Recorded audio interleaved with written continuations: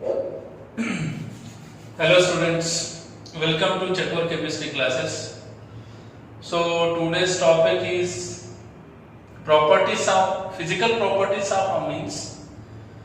In previous classes we have already discussed about the classification of amines, nomenclature of amines, next preparation of amines. Okay, so today we will discuss about the physical properties of amines. So what is physical property of amines? Generally amines are two types, aliphatic and aromatic amines. So generally, first of all,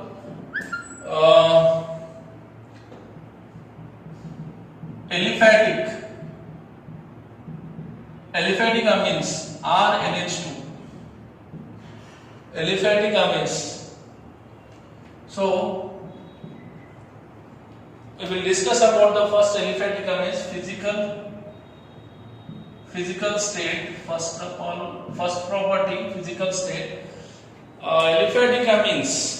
In case of aliphatic amines, lower members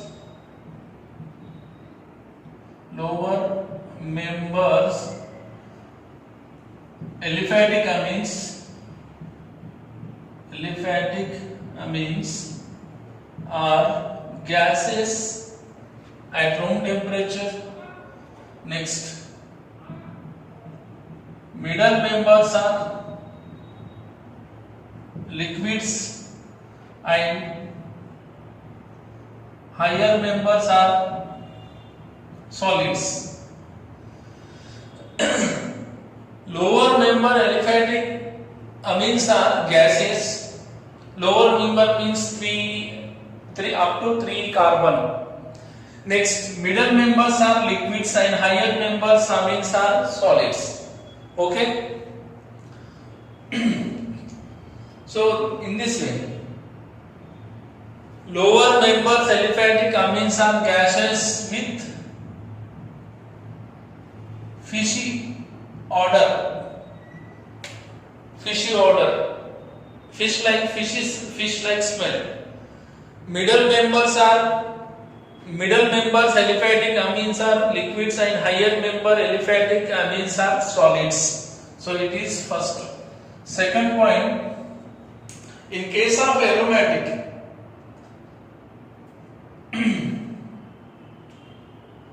so aromatic amines like aniline, aryl aniline, substituted anilines are usually colorless liquid.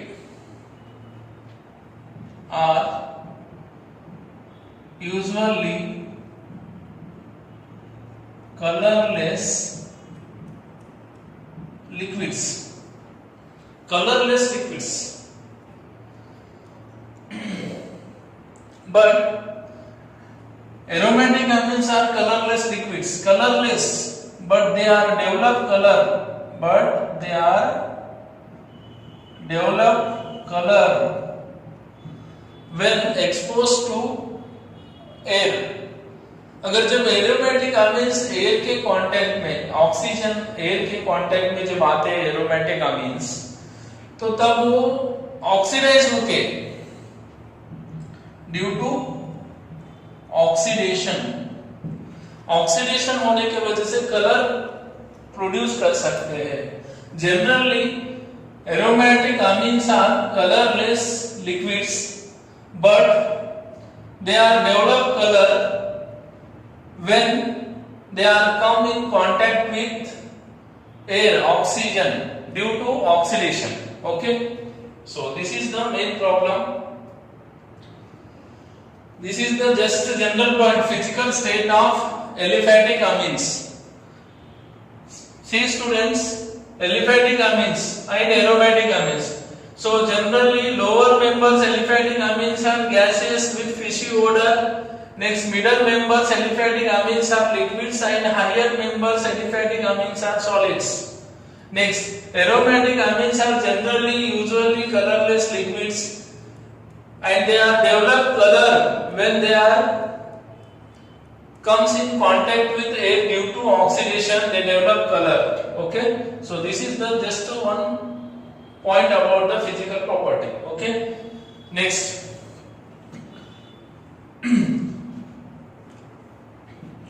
thing solubility. अब बात करते हैं solubility की.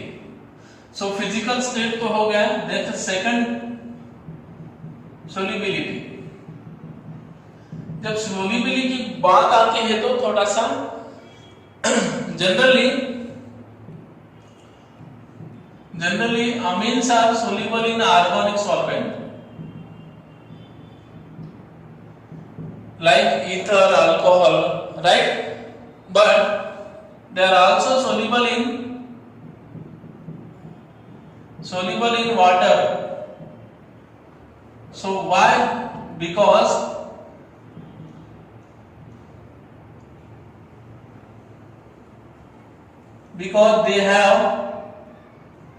they have ability to form hydrogen bonding with water molecules. So reason क्या बोले तो generally amines are soluble in organic solvent but they are soluble in water also due to they have ability to form hydrogen bonding with water molecule. So which type of hydrogen bonding is intermolecular hydrogen bonding with water molecules, right? Okay.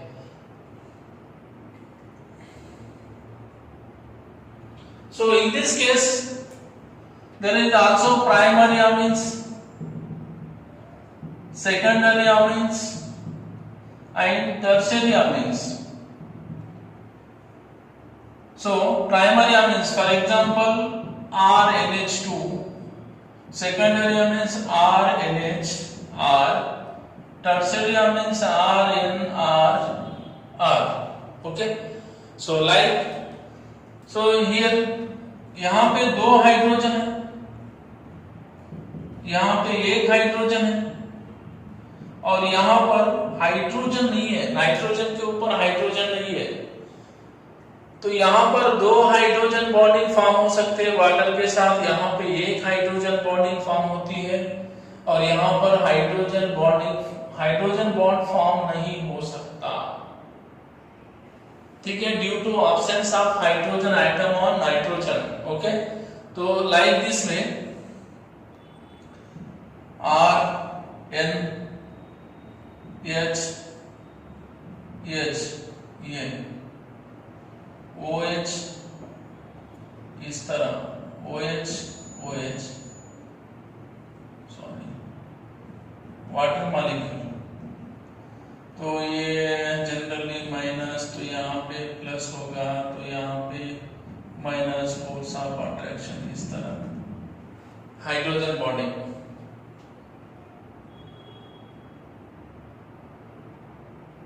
Right.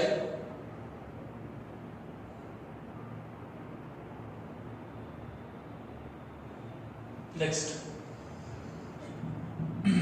Aromatic ion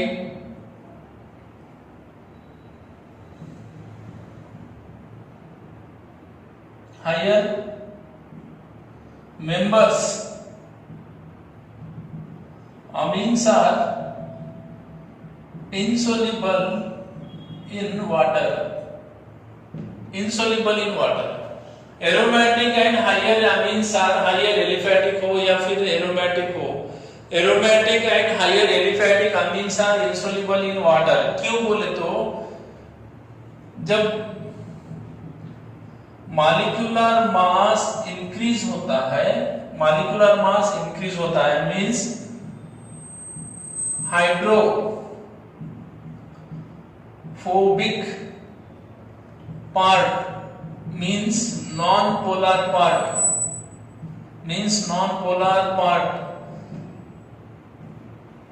जब increase होता है, hydrophobic या फिर non polar part जब increase होता है तो solubility क्या होती है, सोलिबिलिटी क्या होती है, डिक्रीज हो जाती है। ठीक है, ओके। समझो ऐसा कुछ भी नहीं है इसमें। सोलिबिलिटी मैंने ये बताया कि amines are generally more soluble in organic solvent but they are also soluble in water due to they have ability to form intermolecular hydrogen bonding with water molecules. So primary amines have 2 hydrogen atom on nitrogen, secondary amines also have 1 hydrogen atom on nitrogen, but tertiary amines do not have hydrogen atom on nitrogen. तो इसका meaning ऐसा है, solubility of amines decreases with increase the molar mass of amines due to increase in size of hydrophobic alkyl groups. Okay.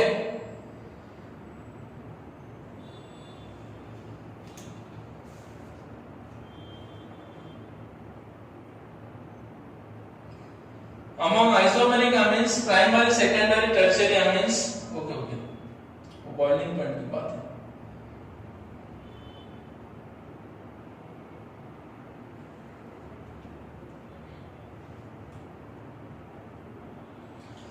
Primary amines have ability to form hydrogen bonding with water molecules. Secondary amines also have ability to form, but tertiary do not have associated hydrogen bonding. But in tertiary amines, C-N bond is also polar. सारे के सारे amines polar होने के वजह से water में soluble है। ठीक है, ये दो हाइड्रोजन बॉन्ड की वजह से वाटर में सोल्यूबल है और टर्शियरी अमीन्स पोलर होने की वजह से वाटर में स्लाइटली सोल्यूबल है। तो सबसे ज्यादा सोल्यूबल ये है। ठीक है, ओके, ये हो गया सोल्यूबिलिटी। और एरोमेटिक और higher member aliphatic amines are insoluble in water. क्यों बोले तो मॉलिक्यूलर मास इंक्रीज हो रहा है। मॉलिक्यूलर मास इंक्रीज हो रहा है मींस हाइड्रोफोबिक पार्ट या फिर नॉन पोलर पार्ट क्या हो रहा है, इंक्रीज हो रहा है। जब किसी भी कंपाउंड का हाइड्रोफोबिक पार्ट या फिर नॉन पोलर पार्ट इंक्रीज होता है तो वाटर में सोल्यूबिलिटी क्या होती है, डिक्रीज हो जाती है। ठीक है, ओके। इतना कुछ इंपॉर्टेंट नहीं है ये, जस्ट सोल्यूबिलिटी याद रखो। मेन इंपॉर्टेंट है बॉइलिंग पॉइंट्स। थोड़ा सा बॉइलिंग पॉइंट के ऊपर डिस्कशन करेंगे। दो प्रॉपर्टी तो हो गया अपने, पहला फिजिकल स्टेट और दूसरा क्या हो, सोल्यूबिलिटी, और तीसरा है अभी बॉइलिंग पॉइंट। ठीक है, बॉइलिंग पॉइंट के ऊपर डिस्कशन करेंगे।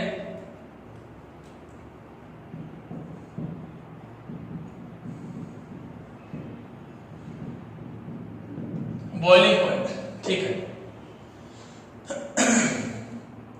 जनरली देखो भैया, बॉइलिंग पॉइंट्स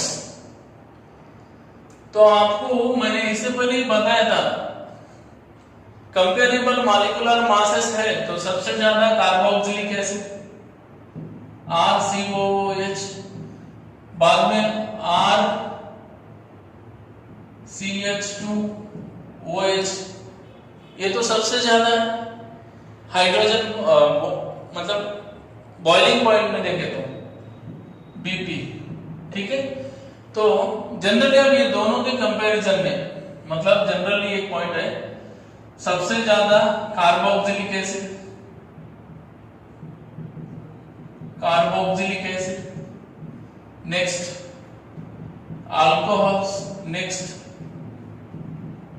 अमीन्स, बाद में आल्केन बोल सकते हो, हाइड्रोकार्बन्स। तो आपकी बात बोल रहा हूं मैं यहां पे। तो ये रीजन है। अब यहां पे क्या रीजन है बोले तो, यहां पर RC double bond OH bond है, यहां पे RCH2OH बॉन्ड है, यहां पर RNH या फिर H ये बॉन्ड है। ठीक है, ये हो गया means the NH bond in amines is polar because of the, यहां पर भी OH बॉन्ड जो है वो पोलर है, यहां पर भी OH बॉन्ड पोलर है, यहां पर भी NH बॉन्ड क्या है, पोलर है, यहां पर भी पोलर है, यहाँ पर भी पोलर है, यहाँ पर भी पोलर है। क्यों पोलर है? तीनों में भी OH बॉन्ड, यहाँ पर OH बॉन्ड, यहाँ पर OH बॉन्ड, यहाँ पर NH बॉन्ड पोलर है। क्यों है? Due to electronegativity difference between oxygen and hydrogen, oxygen and hydrogen, nitrogen and hydrogen. So, due to the NH bond in amines is polar because of electronegativity. Electronegativities of nitrogen and hydrogen are different. Due to the polar nature of NH bond, primary and secondary amines have intermolecular hydrogen bonding. The intermolecular hydrogen bonding is to greater extent in the primary amines than in secondary amines because primary amines have two. ठीक है चलना, आपको समझा के बताना पड़ता है। ठीक है, ये तो ये रीजन की वजह से तो ये बात हो गई। तो ये ऑर्डर है सर, ये भी क्यों है? तो यहां पर जो है ये मोर पोलर है than this and this is more polar than this, मतलब यहाँ पे ऑक्सीजन नाइट्रोजन है, नाइट्रोजन हाइड्रोजन है, तो नाइट्रोजन से ज्यादा इलेक्ट्रोनेगेटिविटी ऑक्सीजन की है। तो ऑक्सीजन की इलेक्ट्रोनेगेटिविटी ज्यादा होने की वजह से ये बॉन्ड जो है ये हाईली पोलर है देन दिस बॉन्ड। ओके, ठीक है, यहां तक समझ में आ गई बात। तो ये तो हो गया चारों का comparison, carboxylic acid, alcohol, amines और अल्केन्स। अगर आपको कंपैरेबल मॉलिक्यूलर मास देते हैं और इनमें बॉइलिंग पॉइंट किसका ज्यादा है, तो कार्बोक्सिलिक एसिड का सबसे ज्यादा रहेगा, बाद में अल्कोहल, बाद में अमीन्स। ठीक है, ओके, कंपैरेबल मॉलिक्यूलर मास, ऐसा नहीं कि इधर 10 कार्बन वाला अमीन्स लो और यहाँ पे 2 कार्बन वाला एसिड लो तो इसका ज्यादा, ऐसा नहीं हो सकता। कंपैरेबल मॉलिक्यूलर मासेस अगर लेते हो तो आपका ऑर्डर ये रहेगा, इसमें सबसे ज्यादा कार्बोक्सिलिक एसिड, मैंने कार्बोक्सिलिक एसिड में भी बताया था, अल्कोहल में भी बताया था, प्रीवियस लेक्चर में भी बताया था बॉइलिंग पॉइंट के बारे में। ठीक है, ओके। तो अब क्वेश्चन ये आता है आपको कि अगर आपको क्वेश्चन ये इस तरह पूछे, जनरली आपको ही पता है boiling point increases with increase molecular mass, ये भी पता है आपको। Boiling point increases with increase in molecular mass, ये बात है। Generally boiling point increases with increase in molecular mass. तो अभी सपोज CH3 CH2 NH2, ठीक है, ये वाला A, next B, CH3 CH2 NH CH3,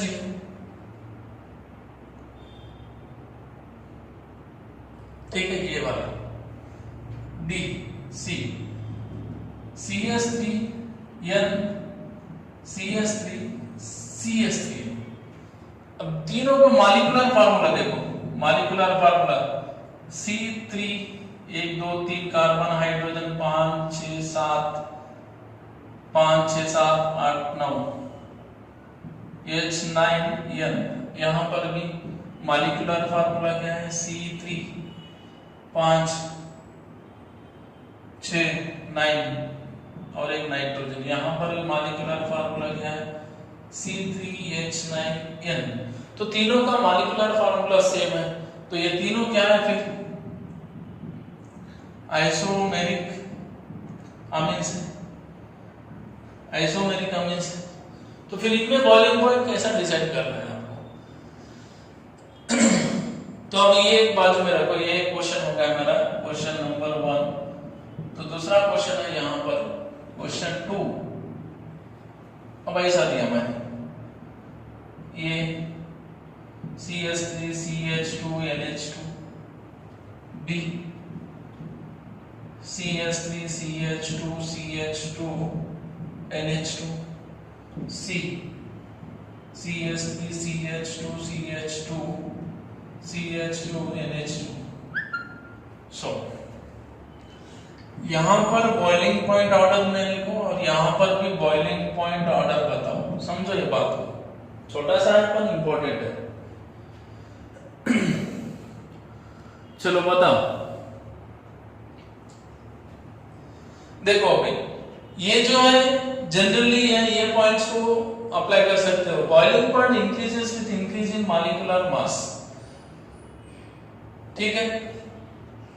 तो यहाँ पर मॉलिक्यूलर मास यहाँ पर ज्यादा है और यहाँ पर भी ज्यादा है। देखो यहाँ पे 2 कार्बन है, 1 नाइट्रोजन, यहाँ पे 3 कार्बन, 1 नाइट्रोजन, यहाँ पर 4 कार्बन, 1 नाइट्रोजन है।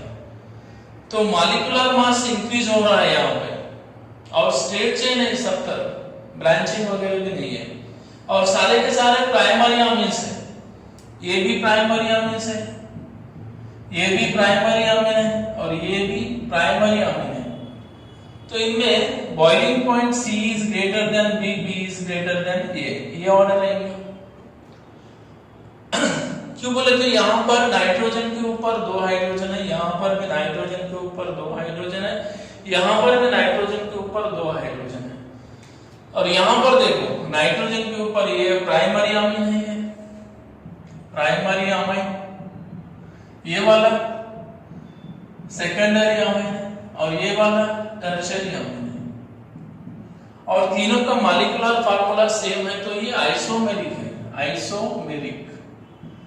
तो आइसोमेरिक अमीन्स की बात करते हो बॉइलिंग पॉइंट की, तो जनरली देखो नाइट्रोजन के ऊपर जितने ज्यादा हाइड्रोजन है उतने वो हाइड्रोजन बॉन्ड फॉर्म करेगा, इंटर मॉलिक्यूलर हाइड्रोजन बॉन्डिंग। कौन से? Inter molecular hydrogen bonding.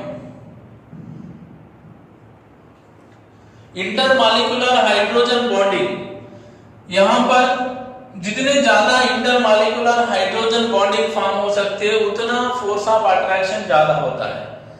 तो यहां पर नाइट्रोजन के ऊपर 2 हाइड्रोजन है, यहां पर नाइट्रोजन के ऊपर 1 ही हाइड्रोजन है, और यहां पर नाइट्रोजन के ऊपर हाइड्रोजन एब्सेंट है। नाइट्रोजन के ऊपर हाइड्रोजन एब्सेंट है, तो ये tertiary amines do not form intermolecular hydrogen bonding. अपने आप में ये इंटरमॉलिक्यूलर हाइड्रोजन बॉन्डिंग फॉर्म नहीं कर सकता, जैसे कि प्राइमरी अमीन्स ऐसे नंबर आते, एक प्राइमरी अमीन्स दूसरे प्राइमरी अमीन्स के साथ, सेकेंडरी अमीन्स दूसरे सेकेंडरी अमीन्स के साथ, या फिर इस तरह ये अपने आप में हाइड्रोजन बॉन्डिंग फॉर्म नहीं कर सकता due to the absence of hydrogen atom on nitrogen. तो एक बात आराम से सुनो, जितने ज्यादा हाइड्रोजन बॉन्डिंग फॉर्म होते हैं उतना फोर्स ऑफ अट्रैक्शन भी बढ़ता है, उसके वजह से bond become strong, so that's why more and more heat is required to break the bond. That's why boiling point यहाँ पे ज्यादा है और बाद में यहाँ और सबसे कम वहां पे। अगर आइसोमेरिक की बात करते हैं आपसे, तो जहां पर primary amines, secondary amines, tertiary amines में कभी भी बॉइलिंग पॉइंट प्राइमरी अमीन्स का ज्यादा रहेगा। इन आइसोमेरिक में आइसोमेरिक बोले तो पता है ना, मॉलिक्यूलर फार्मूला देखो तीनों का सेम है, बट ये प्राइमरी है, सेकेंडरी है, और ये टर्शियरी अमीन्स है। ठीक है, समझ में आ रही बात?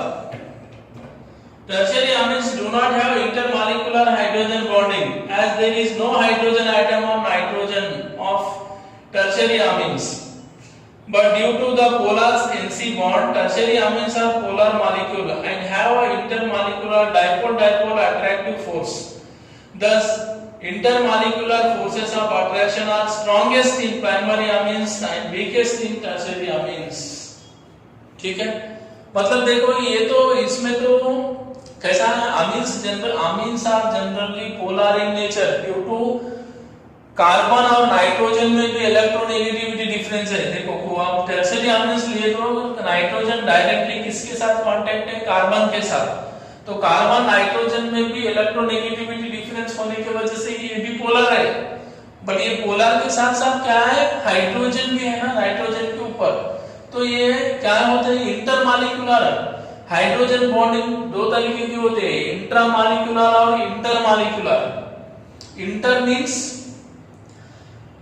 hydrogen bonding between two same or two different molecules. तो यहाँ पर दो सेम में भी हो सकता है, दो डिफरेंट में हो सकता है, पर वहां पे सेम में भी नहीं होता और डिफरेंट में भी, डिफरेंट के साथ भी ये सेम में तो नहीं हो सकता। ठीक है, वाटर के साथ ये फॉर्म कर सकता है हाइड्रोजन बॉन्डिंग, क्यों बोले तो नाइट्रोजन है, उधर हाइड्रोजन ऑक्सीजन को अटैच हो सकता है।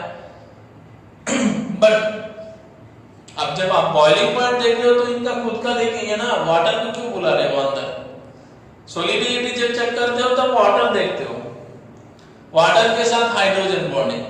तो generally amines are all amines are soluble in water due to they have ability to form hydrogen bond with water molecule। But यहाँ पर आपको करना क्या है, बॉइलिंग पॉइंट देखना है। जब आप ऐसे कंपाउंड्स में बॉइलिंग पॉइंट देखते हो तो यहाँ पर, यहाँ पर, यहाँ पर, तो तीनों के किस, तीनों की प्राइमरी amines है, तीनों की प्राइमरी amines है। और जब तीनों प्राइमरी amines है तो फिर जनरली मॉलिक्यूलर मास देखो कहां पर ज्यादा है, सी में सबसे ज्यादा मॉलिक्यूलर मास है, बाद में बी में और बाद में ए में। तो सबसे ज्यादा मॉलिक्यूलर मास जहां पे, वहां पे बॉइलिंग पॉइंट ज्यादा रहेंगे। जब आइसोमेरिक की बात आती है, आइसोमेरिक, जब आइसोमेरिक में क्या बोला था मैंने आपको, अल्कोहल में, अल्किल हैलाइड्स में ब्रांचिंग अगर इंक्रीज होती है, सरफेस एरिया अगर इंक्रीज होता है तो बॉइलिंग पॉइंट भी इंक्रीज होता है, ब्रांचिंग इंक्रीज होती है तो डिक्रीज होता है। बट यहाँ पे ऐसा नहीं है, यहाँ पे क्या देखना है आपको, नाइट्रोजन के ऊपर हाइड्रोजन देखना है। यहाँ पर दो हाइड्रोजन है, यहाँ पर एक हाइड्रोजन है, वहां पे हाइड्रोजन नहीं है। तो ये दोनों primary and secondary amines have ability to form intermolecular hydrogen bonding, but tertiary amines do not have ability to form intermolecular hydrogen bonding. That's why in isomeric amines, primary amines always have higher boiling point than secondary, and secondary always have higher boiling point than tertiary amines. Okay, ठीक है, कुछ question practice करते हैं। Aromatic amines are insoluble in water। Okay, तो हो गया ना, बात समझ में आ गई। कभी भी अगर आइसोमेरिक है तो प्राइमरी सबसे ज्यादा, बाद में सेकेंडरी और सबसे कम टर्शियरी। अगर आइसोमेरिक है तो इस टाइप का है तो मॉलिक्यूलर फार्मूला सेम है, और ये प्राइमरी सेकेंडरी टर्शियरी अगर है तो प्रायोरिटी किसको देना होगा आपको, प्राइमरी amines का बॉइलिंग पॉइंट ज्यादा रहेगा एज कंपेयर टू सेकेंडरी। ठीक है,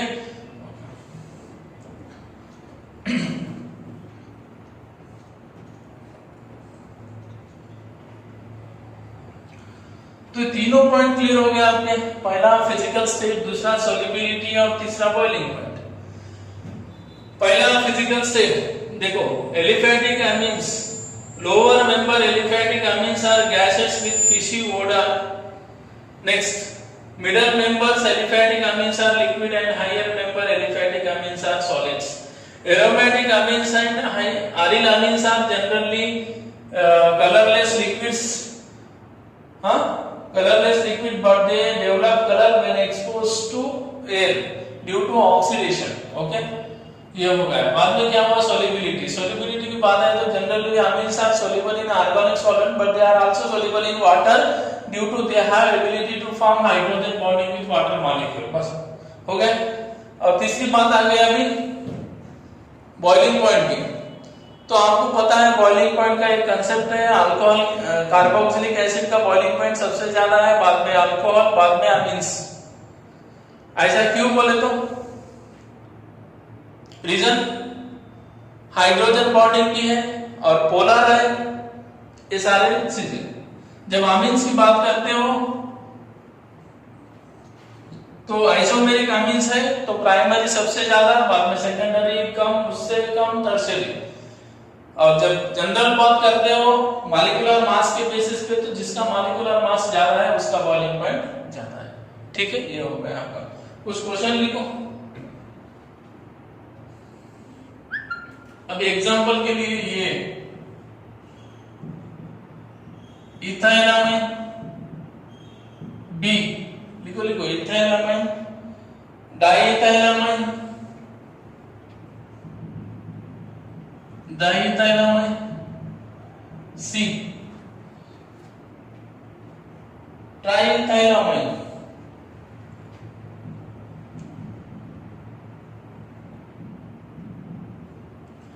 ट्राइइथाइलामाइन। क्वेश्चन है, क्वेश्चन ऐसा है, arrange the following compounds, arrange the following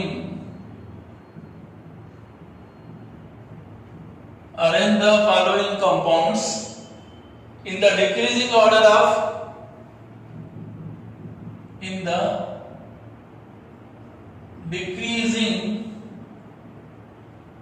of their solubility पूछा है भाई, मैंने बॉइलिंग पॉइंट नहीं पूछा है यहाँ पे, solubility डिक्रीजिंग ऑर्डर में बताना है आपको, डिक्रीजिंग ऑर्डर में solubility ने कहा बता दो। चलो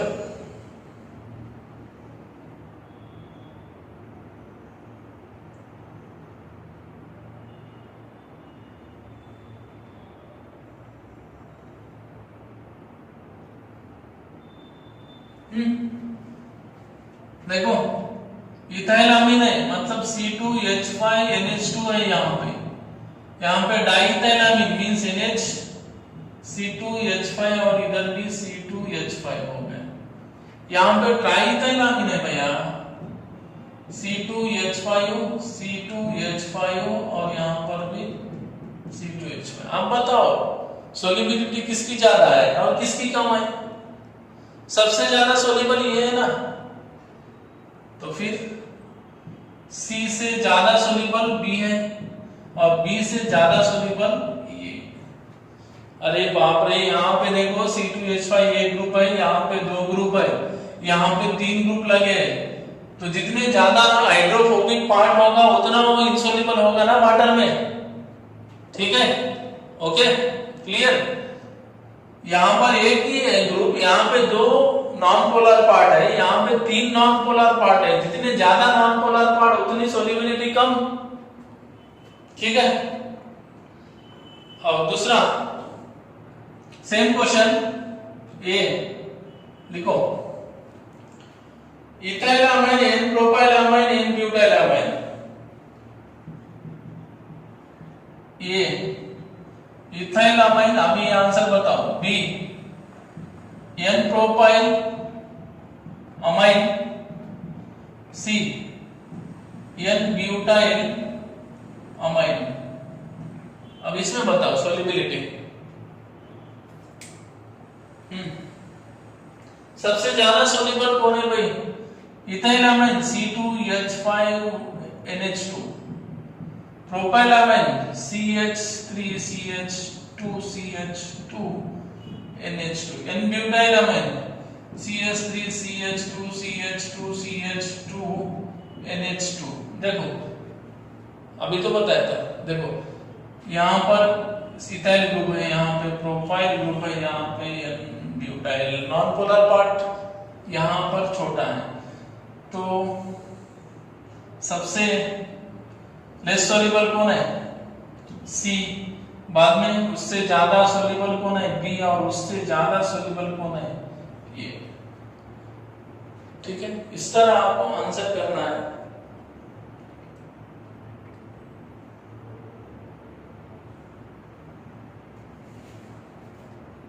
नेक्स्ट, अभी थोड़ा सा arrange the following compound in the decreasing order of their boiling point. अभी ये सोल्युबिलिटी हो गया, अब बॉइलिंग पॉइंट पूछना है। बॉइलिंग पॉइंट बताओ। अभी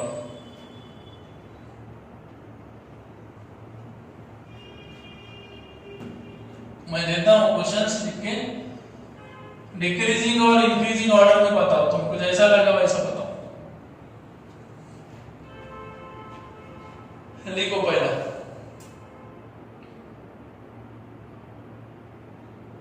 देखो C2H6 ये, C2H5OH, C2H5NH2। अभी बताओ बॉइलिंग पॉइंट किसका ज्यादा है, सबसे ज्यादा किसका है और सबसे कम किसका है? सबसे ज्यादा B, उससे ज्यादा सबसे कम A, उससे ज्यादा C, उससे भी ज्यादा B। ठीक है,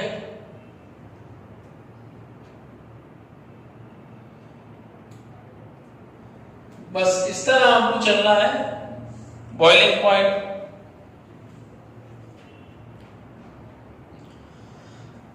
ओके, कुछ भी नहीं इसमें, ये 4 पॉइंट याद रख लो। पहला पॉइंट फिजिकल स्टेट, दूसरा पॉइंट सोल्युबिलिटी और तीसरा बॉइलिंग पॉइंट। सोल्युबिलिटी सारे के सारे अमीन सोल्यूबल है वाटर में ड्यू टू पोलर मतलब क्या है, हाइड्रोजन बॉन्डिंग भी फॉर्म करते हैं वाटर मॉलिक्यूल के साथ। और दूसरी बात है बॉइलिंग पॉइंट अगर देखते हो तो मैंने बताया आपको क्लियरली, जब मॉलिक्यूलर मास किसका ज्यादा है उसका बॉइलिंग पॉइंट ज्यादा रहेगा। और जनरल पॉइंट में कभी भी अल्कोहल का बॉइलिंग पॉइंट कार्बोक्सिलिक एसिड का अल्कोहल से ज्यादा रहेगा और अल्कोहल का बॉइलिंग पॉइंट अमीन से ज्यादा रहेगा, याद रख लो। और इसमें एल्डिहाइड, कीटोन, कार्बोक्सिलिक एसिड वो जब भी बताया था मैंने उसको भी ऐड कर लो, एक ऑर्डर में लिख लो। कंपेरेबल मॉलिक्यूलर मास जब होता है तो किसका बॉइलिंग पॉइंट कब क्या, ये सब चीजें लिख लो आराम से। ठीक है, ओके,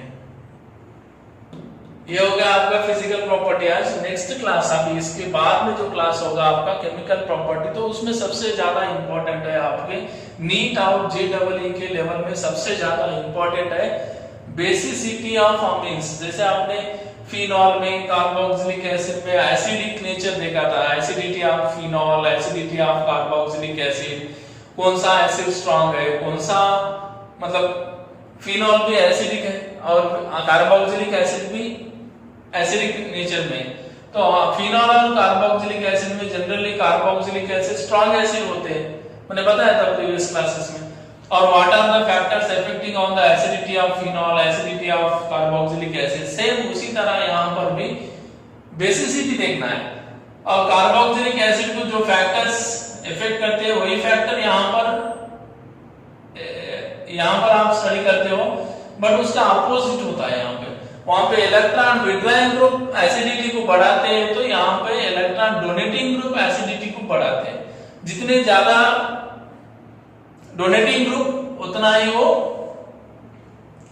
बेसिक स्ट्रेंथ होगा उसका। तो जनरली हमें समझ में आया तक, तो आप नेक्स्ट क्लास में क्लियरली पढ़ लेंगे केमिकल प्रॉपर्टीज ऑफ अमीन्स में। First, basic nature of amines. Generally amines are basic in nature, जो भी अमीन्स है वो बेसिक इन नेचर है। क्यों है, किस वजह से amines are basic in nature? अब देखो, किसी भी अमीन्स में प्राइमरी हो या फिर सेकेंडरी हो या फिर टर्शियरी अमीन्स हो, कोई भी अमीन्स ले लो, नाइट्रोजन के ऊपर लोन पेयर होने की वजह से, वो पेयर ऑफ इलेक्ट्रॉन डोनेट करते हैं। जब कोई भी compound pair of electron donate करता है तो वो लीविस बेस कहलाता है। So according to Lewis, amines are क्या है? Amines are basic, Lewis base. हाँ, पेयर ऑफ इलेक्ट्रॉन डोनेट करते हैं, इस वजह से वो बेस है। According to Lewis, amines are Lewis base. हो रहे? हाँ, सो नेक्स्ट क्लास में आप डिटेल में स्टडी कर लेंगे इसके बारे में। ओके, यहाँ तक ठीक है फिजिकल प्रॉपर्टी।